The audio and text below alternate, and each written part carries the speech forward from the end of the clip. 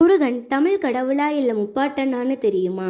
பொதுவா நம்ம முருகனை சிவன் பார்வதியோட இரண்டாவது மகன்னும் தமிழ் கடவுள்னு சொல்றோம். ஆனா உண்மையாவே முருகன் அப்படிங்கிறவரு ஒரு குறிஞ்சி நில தலைவன் அப்படின்னும் மலையும் மலை சார்ந்த இடத்தையும் ஒரு மன்னனா மக்களை வழிநடத்தி கொண்டு போன ஒருத்தர் அப்படின்னு சொல்றாங்க. ஆனா பல புராணங்கள்ல சொன்ன ஒன்று உழவு அப்படிங்கிறத முருகன் தான் அறிமுகப்படுத்தினாருன்னு சொல்றாங்க. அவரோட ஆயுதமான வேலை எடுத்துக்கிட்டு மக்களை கஷ்டப்படுத்தின ஒரு அரக்கனை அறுபடையை உருவாக்கி அவர் அழிச்சிருக்காரு. அதான் முருகனை அறுபடை வீரன்னு சொல்றாங்க. அது மட்டும் இல்லாம சிவன் விநாயகருக்கும் முருகனுக்கும் ஒரு போட்டி வச்சாரு. அதுல தீர்ப்பு சரியா சொல்லலேன்னு அந்த சிவனையே எதிர்த்து தனக்கு ஒரு இடத்தை உருவாக்குனவர் முருகன். அது மட்டும் இல்லாம முனிவர்கள் முருகனை பத்தி என்ன சொல்லியிருக்காங்கன்னா, முருகன் ஒரு வெற்றியின் கடவுள்னு சொல்றாங்க மற்றும் தேவர்களோட தளபதினு சொல்றாங்க.